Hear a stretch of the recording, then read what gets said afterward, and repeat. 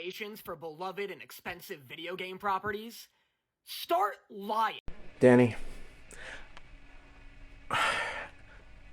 I wanna agree with you so much, but I have to disagree. I want them to stop lying. See, when they lie, they get the job. And if they get the job, they get to screw up another property. They get to screw up another adaptation. I'm a big fan of the Castle Super Beast podcast. Last week, they had this whole conversation about why we should stop adapting things. And honestly, I was of the mind that no, we shouldn't stop adapting things. We just need to have the right people adapting things. And I'm still of the mind, but I really do understand why they are feeling that way, especially looking at a game that I felt strongly about, and I imagine plenty of other fans have felt strongly about, especially after seeing a game like The Last of Us be received so well. The Last of Us was a double-edged sword. It made people believe that certain things were possible with adapting things to live action and the money that would come along with that. But unfortunately, it also made people really, really itching to adapt stuff that really shouldn't be adapted to by people who don't care about the property. And that's exactly what we got. The very next Sony property we got was a movie or a series being made by people that don't care about the messages, the characters, the what you get from being immersed in the story. And they're looking at this from a very different perspective than somebody who is picked up the controller, said, all right, it's time for me to get in there. Time for me to get in the shoes of this character and understand why things have gone the way they have for Kratos in this particular case.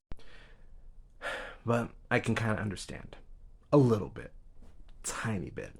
See, Hollywood is terrified right now. They have a number of different franchises that have failed miserably. A bunch of flops all across the board. And no, it's not because things have gone woke or some other BS like that. It's really just people not feeling engaged in it. Fans not feeling like they're getting the most out of what was supposed to be a big celebration of the thing that they have spent so much time and energy, so much passion interacting with. Just look at the Borderlands movie. It went from like development hell to us finally seeing it, and it's a road trip movie, a family road trip movie by and a really bad one at that. Like, people look at this and say, what part of this screams the sort of, at the very least, Borderlands 2 energy that people were really in love with? Like, the game that really put the series on the map and had us getting Borderlands spin-offs every few minutes. We didn't get that at all. We got Kevin Hart. And yeah, I've already made a video about that.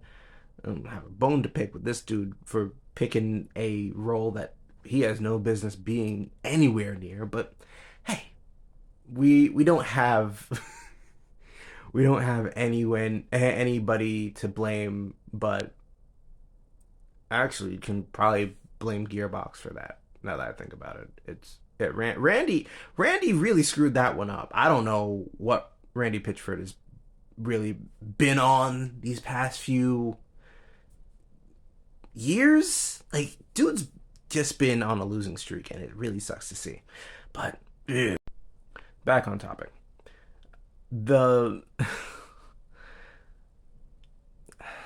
basically we're seeing Hollywood just be way too safe with some of the stuff that they have been getting the rights to, and they don't want to take any risks. They want a guaranteed hit, and they're not going to choose somebody who's actually passionate about it because they want the least common denominator. They want people to absorb this as though it's coming from anybody else, right?